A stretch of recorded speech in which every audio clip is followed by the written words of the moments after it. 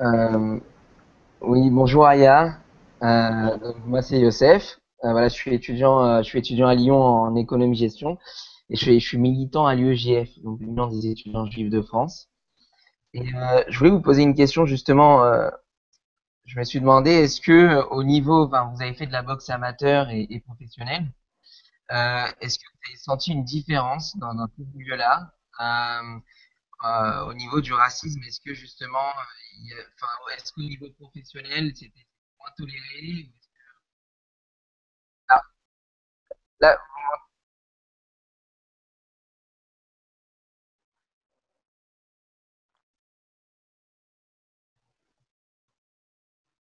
ouais, ouais, c'est ça ma question.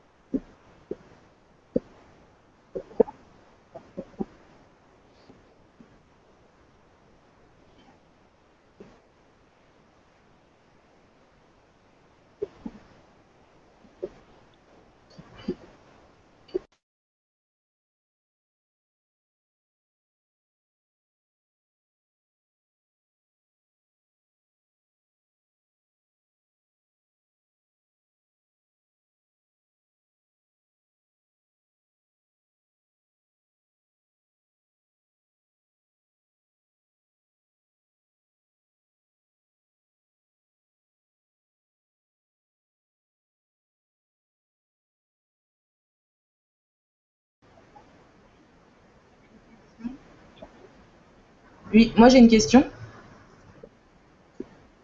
Tida. Bonsoir, bonsoir Aya, bonsoir.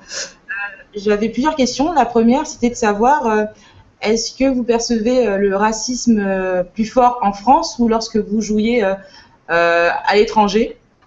Pour la première question. Et la seconde question, est-ce que vous parliez de subtilité du racisme dans la boxe? Est-ce que cette subtilité est plus forte pour les femmes ou c'est la même également pour les boxeurs masculins?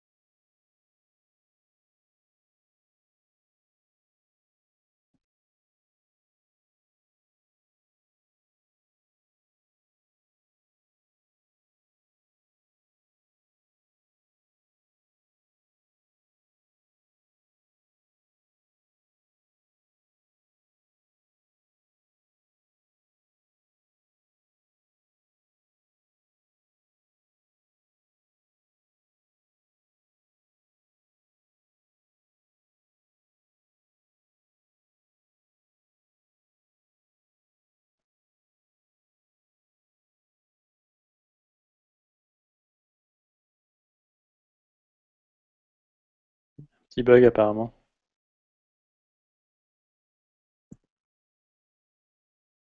Allez, on est de retour. On est de retour. Désolé, on a été coupé dans les questions. Aya était en train de répondre à Tibouda. On a parlé du fait d'être une femme et d'une femme de couleur dans la boxe. Aya avait l'impression de cumuler. Et votre première question, Tibouda, c'était Est-ce que il y avait une différence, plus de tolérance et dans d'autres pays, notamment sur les compétitions que vous avez menées à l'international? Et est-ce que vous avez déjà abordé peut-être cette question-là avec d'autres boxeuses qui vivaient la chose complètement différemment, peut-être des Américaines ou Après, c'est aussi une question de mentalité. Je pense que, enfin, la pratique du sport féminin n'est pas au même niveau, enfin, selon le pays auquel on appartient. Mais, enfin, de toute façon, en France, les choses progressent, mais il y a encore beaucoup à faire. Et je pense que c'est aussi aux médias et aux annonceurs, effectivement, de faire bouger les lignes. D'ailleurs, j'en profite pour remercier Béatrice Darbus qui m'a transmis quelques chiffres. Enfin, on sait que la diffusion du sport féminin représente seulement 7% enfin, du volume global enfin, de retransmission sportive. 50% des meilleures audiences pourtant pendant les Jeux Olympiques de Londres concernaient des épreuves féminines et 70% des Français de 18 ans et plus trouvent le sport féminin tout aussi intéressant que le sport masculin. 64% en regarderaient davantage. Il était plus régulièrement diffusé à la télévision. Donc ça, ce sont des chiffres très clairement, le prochain débat qu'on organise. Voilà, donc là, effectivement, voilà, c'est pour ça que je dis que là, pour le coup, on risque de glisser sur une autre thématique. Mais elle est tout aussi intéressante. C'est pas le sujet évidemment, de ce soir, voilà, mais c'est pas le sujet de ce soir. Mais bon, après, effectivement, enfin voilà, il y a une véritable, enfin voilà, il y a beaucoup de choses à faire, enfin en tout cas pour que le sport féminin soit beaucoup plus visible, et donc et aussi justement, cela permettrait de créer des vocations chez les jeunes filles. Très bien. Bien, on va essayer d'être un peu plus positif et peut-être de parler d'initiatives de lutte contre le racisme. Aya, vous, depuis la fin de votre carrière, vous avez participé à différents projets pour faire changer les choses, notamment auprès des jeunes, c'est bien ça? De toute façon, moi, j'avoue que c'est le public que je préfère. Donc, j'ai la chance d'avoir publié un livre qui s'appelle Dambé. Et donc, c'est un livre qui m'a permis justement d'aller vers les jeunes dans les collèges. Et donc pour aller raconter votre histoire, raconter mon histoire et aussi me confronter justement à ce qu'ils ont retenu de cette autobiographie. Et donc effectivement, il y a beaucoup de questions qui touchent à l'identité, à la culture africaine, à comment la faire concilier avec la culture française. Et ça leur parlait aux enfants que vous avez rencontrés? Ah mais ils ont énormément de questions à poser à ce sujet. Donc je pense effectivement qu'il y a peut-être aussi un manque familial, dans le cadre de l'école, etc. Des jeunes qui pratiquaient le sport dans des clubs. Exactement, donc sur ces questions, sur ces problématiques. Très bien. Excusez-moi. Oui, une question. J'aurais une question pour vous, Aya. Oui. C'est Youssef. Allez-y, vas-y Daniel. Alors, merci. Qui a la priorité? Alors, la parole à Daniel. Ouais, j'ai pas posé de question avant, c'est mon tour. Oui. Merci Aya et pour votre témoignage. Et j'aurais une question sur la lutte contre le racisme par l'éducation, parce que c'est des actions que vous privilégiez. Okay. Qu'est-ce que vous changeriez aujourd'hui dans les programmes scolaires ou dans la façon dont l'éducation est menée, même au niveau de l'école primaire? Qu'est-ce que vous changeriez pour lutter contre les préjugés racistes? Parce que j'imagine qu'il y a pas mal de choses à faire, notamment au niveau peut-être des programmes d'histoire ou d'éducation civique. Qu'est-ce que vous pousseriez comme thématique? Déjà pour moi, il est impératif déjà de s'attaquer à ce public en particulier, parce que c'est à cet âge-là effectivement que qu'on plante entre guillemets les racines de ce que sera l'homme de demain et la femme de demain. Et je pense effectivement qu'il faut faire beaucoup plus de place entre guillemets à toutes les cultures, que les gens effectivement sachent d'où ils viennent, qui ils sont, qui est l'autre, pourquoi effectivement il est devenu français. Moi, c'est un tas de questions effectivement, que je me suis posées et je suis allée chercher les réponses un peu partout, au hasard, en lisant, en écoutant, etc. Et je pense que tout le monde justement n'a pas la chance d'avoir effectivement un entourage qui a même de prendre le temps et de raconter effectivement que on est né dans tel village, qu'on est arrivé en France au milieu des années 70 parce qu'il fallait travailler, que la France nous offrait une chance extraordinaire de gagner notre vie, etc. Donc et au-delà de ça, effectivement, c'est je pense que voilà, il est important effectivement pour que qu'il y ait un véritable socle identitaire qui se fasse. Et ça ne peut se faire que quand on est enfant. Quand on est enfant. Youssef, vous aviez une question vous aussi? Oui, je voulais vous poser une question, Aya. Oui. Est-ce que vous aviez un besoin en sortant de ce sport, parce que j'ai vu que vous êtes sorti à cause d'une blessure. Est-ce que vous aviez un besoin d'externaliser, enfin, certaines choses, peut-être de racisme, enfin, peut-être voilà des peines que vous aviez eues, que vous avez besoin de ressortir après coup? Alors moi, j'avoue que le sport a été un véritable exutoire pour moi, c'est-à-dire que bon, voilà, j'ai connu pas mal de drames dans ma vie et que voilà, il fallait les exprimer d'une certaine manière. Donc, enfin, il fallait en tout cas les exprimer. Et donc, le sport m'a permis cela. Donc effectivement, l'injustice, qui a vraiment marqué ma vie, c'est cet incendie criminel qui cause la mort de mon père et de ma petite sœur. Donc par la suite, enfin voilà, on soupçonne un groupuscule, d'extrême droite, mais bon, on saura jamais, qui a mis le feu. On dit aussi que ce sont des spéculateurs immobiliers parce qu'effectivement, c'est un immeuble qui était habité majoritairement par des familles immigrées. Voilà, on ne saura jamais, qui est à l'origine, de cet incendie, mais cela n'empêche que, voilà, le sport m'a permis effectivement de faire face à ce drame, de me forger aussi une identité. Ça m'a permis aussi d'avoir accès à plein de choses. Enfin, je n'aurais pas écrit ce premier livre s'il n'y avait pas eu le sport. Je n'aurais pas fait de formidables rencontres s'il n'y avait pas eu le sport. Je ne serais pas sur ce plateau d'ailleurs pour parler de racisme s'il n'y avait pas eu le sport. Donc oui, je dois beaucoup au sport. Mais excusez-moi, ouais, juste pour savoir, est-ce que justement, enfin, le racisme que vous avez pu prendre pendant ce sport-là, est-ce qu'il y a des choses que vous ne pouviez pas dire pendant que vous pratiquiez ce sport et que vous avez eu besoin d'attendre de finir pour Mais alors, effectivement, après, comme je disais auparavant, c'est difficile de parler de racisme dans le sport, en tout cas dans la boxe, à partir du moment où les choses ne sont pas faites ouvertement. Je veux dire, effectivement, sur un terrain de football, c'est assez simple. Je veux dire, à partir du moment où on a une partie des supporters qui émet des cris de singe à partir des tribunes, et c'est beaucoup plus visible. C'est beaucoup plus visible, c'est beaucoup plus évident. Moi, là, j'ai du mal, effectivement, à apporter un exemple concret de racisme, si ce n'est effectivement, cette particule que me collaient les médias en mentionnant française d'origine malienne, alors que je me sens appartenir à la France. Effectivement, j'ai une identité malienne, mais celle-ci m'appartient. Je veux dire, effectivement, j'ai une couleur de peau qui parle pour moi, et c'est déjà assez. Et cette précision, vous l'avez jamais faite lors d'une interview d'après-match? Vous avez jamais eu envie de dire, excusez-moi, je suis Aya Sissoko, je suis française? Alors, c'est quelque chose que je précise, et d'ailleurs, c'est aussi quelque chose que j'ai précisé à mon ami quand on s'est rencontrés, qui me disait, mais de quelle origine tu es? Effectivement, voilà, j'ai une peau noire, effectivement, ma peau noire parle pour moi, donc on se doute que j'ai des origines, et donc je lui avais répondu non, je suis française, donc c'est tout, j'appartiens à cette communauté de destin qui est la France. Moi, j'ai une question à ce propos. Oui, Daniel.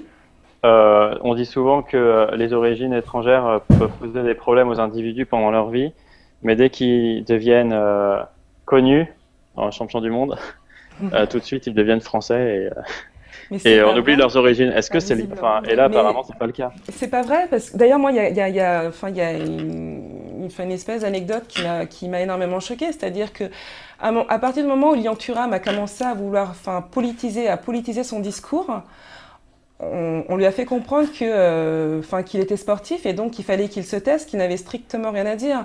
Donc je veux dire, ce n'est pas parce qu'on accède à un certain niveau de notoriété, par l'acquisition de titres, que pour autant on est légitime à s'exprimer en dehors de notre sport. Je veux dire, et les exemples sont autres que celui de Lilian Thuram. Et on a évoqué la question tout à l'heure. Vous pensez qu'il manque, pour changer les choses, qu'il manque de dirigeants issus des minorités dans les clubs, dans les fédérations, à des hauts niveaux? évidemment, de toute façon, je pense que la question de la représentation est aussi primordiale, enfin, pour s'attaquer au racisme. Alors, Lilian Thuram, il faudrait qu'il soit à la Fédération française de football, par exemple, s'il avait été volontaire. Bah, je sais qu'à un moment donné, enfin, il a occupé un poste au sein de la FFB, enfin de la FFF, je ne sais pas exactement lequel, mais je veux dire, c'est qu'à un moment donné, effectivement, enfin, on sait que bon, j'adore aussi m'amuser des clichés, hein, mais bon, je sais que les Noirs, enfin, les Noirs courent vite, etc. Mais les Noirs sont aussi capables, enfin, de réfléchir et et devenir et être des meneurs d'hommes. Donc, je pense qu'effectivement, à un moment donné, il va falloir aussi se poser la question de pourquoi les minorités n'accèdent pas à des postes de dirigeants. Et une fois qu'on a les réponses, bah, comment y remédier? Parce que je pense qu'effectivement, des hommes de compétences et des femmes de compétences, il y en a énormément. Enfin, des gens comme, enfin, des personnes, enfin, comme Tigana, comme Camboiré. Là, je sais qu'à la fédération de handball, on a une entraîneur, je crois. Enfin, je ne veux pas dire de bêtises, mais bon, noire. Donc voilà, c'est-à-dire qu'il y a quand même, il y a des forces vives, il y a des gens qui sont capables de le faire. Donc maintenant, voilà, donne-leur, enfin, l'espace en tout cas pour le pratiquer. En tout cas, rompons avec les schémas actuels. Très bien. D'autres questions peut-être sur des initiatives Justement, j'avais une question à vous poser. Vous Oui. parliez tout à l'heure de l'affiche de la Fédération française de boxe. Est-ce que vous ne croyez pas justement que les fédérations, les ligues devraient aussi être partie prenante pour lutter contre le racisme ou même ces petites, vous appeliez ça, ces petites, comment dire, disiez ces petites choses qui ne sont pas forcément... Les non-dits. Les non-dits, Non, c'est mais ça évidemment que de toute façon les fédérations ont un rôle primordial justement pour rompre ces chemins, enfin qui sont dépassés. Je veux dire, la réalité de la population française est tout autre, et donc à un moment donné, il va falloir effectivement se coller à la réalité. De toute façon. L'histoire des quotas en témoigne, c'est-à-dire effectivement qu'il y a des stratégies à un moment donné qui sont mises en place au sein des fédérations et qu'elles sont complètement dépassées. À un moment donné, effectivement, si à un moment donné les meilleurs sportives et sportifs font partie entre guillemets des minorités, c'est comme ça. Donc je ne comprends pas. Et à partir du moment où ces individus sont français, je ne vois pas pourquoi on leur interdirait l'accès au terrain pour avoir entre guillemets une équipe un peu plus blanche ou en tout cas moins avec une carnation un peu moins prononcée. J'espère qu'il y a des dirigeants de clubs qui nous écoutent ce soir. Même si, comme je disais, le problème principal n'est pas là. C'est vraiment, à un moment donné, c'est vraiment que les gens se disent, voilà, il est possible pour des gens, issus de minorités, d'accéder à des postes de gouvernance au sein de ces fédérations. Vous parlez là d'un plafond de verre qui serait en tête des sportifs eux-mêmes. Il est acquis effectivement qu'il existe un plafond de verre pour les femmes. Oui, on n'en parle pas pour les minorités. Mais pour le coup, on n'en parle pas pour les minorités. Effectivement, il y a des chiffres qui appuient. Qui nous démontre effectivement qu'à partir d'un certain degré de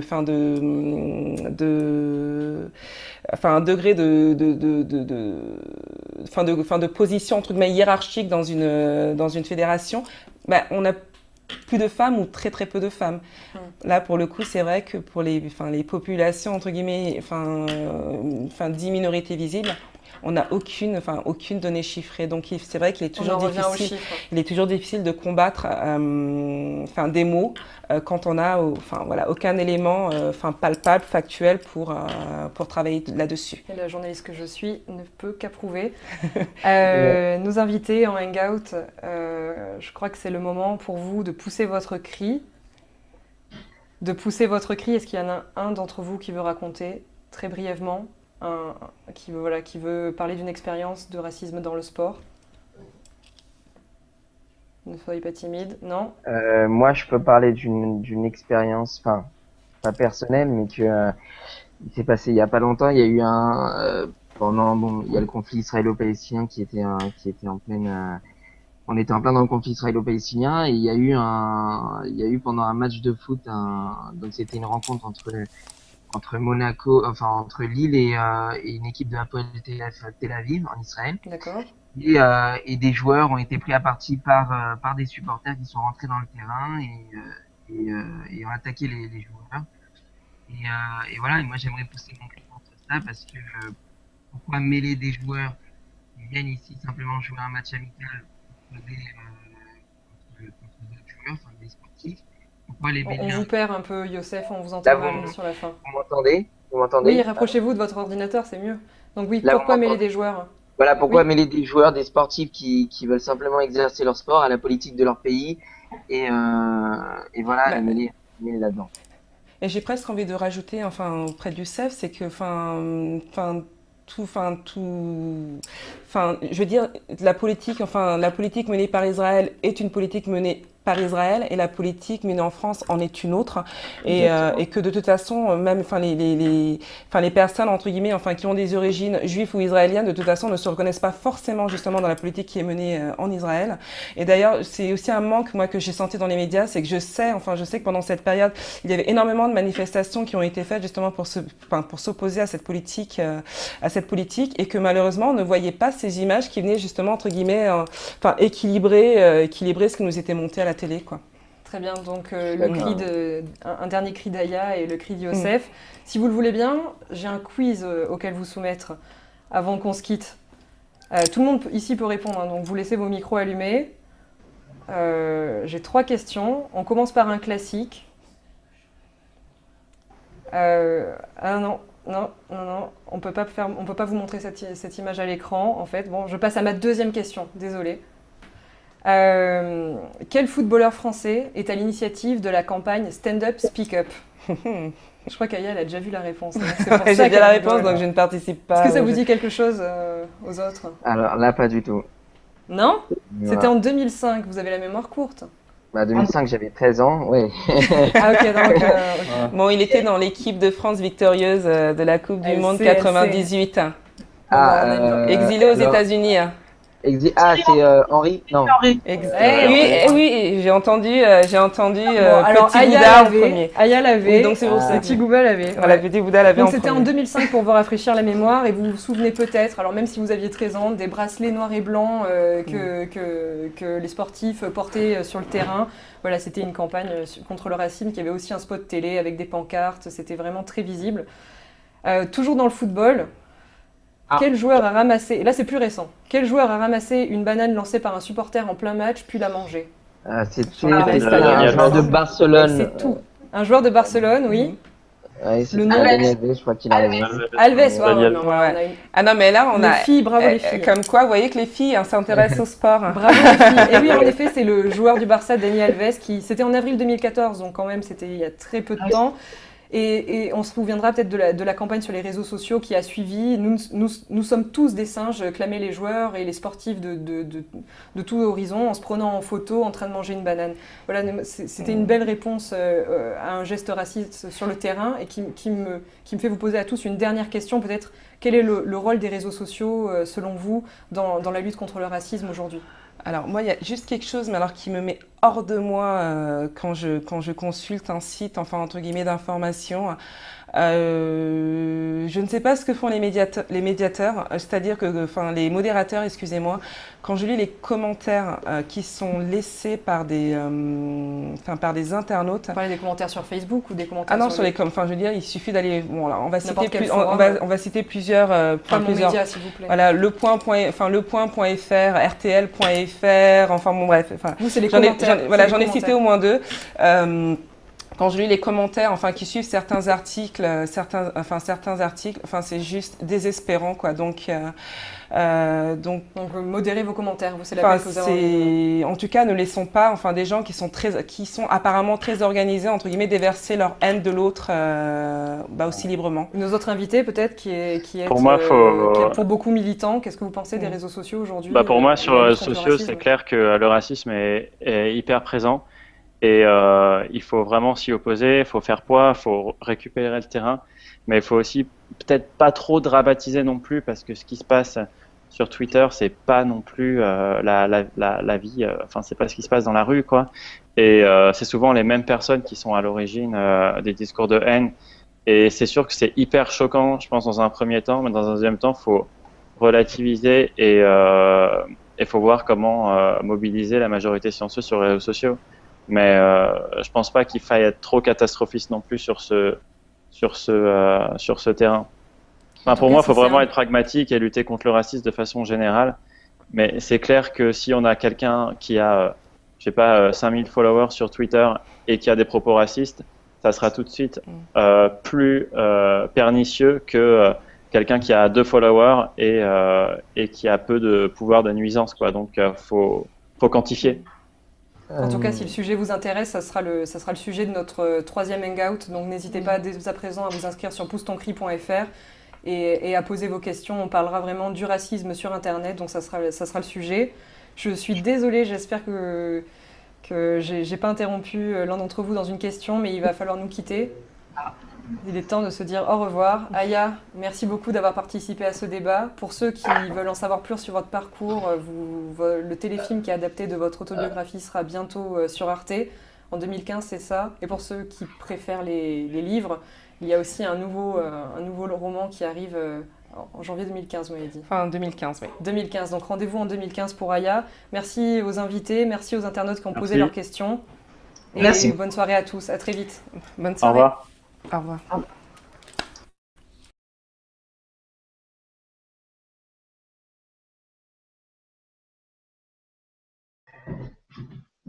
On a fini?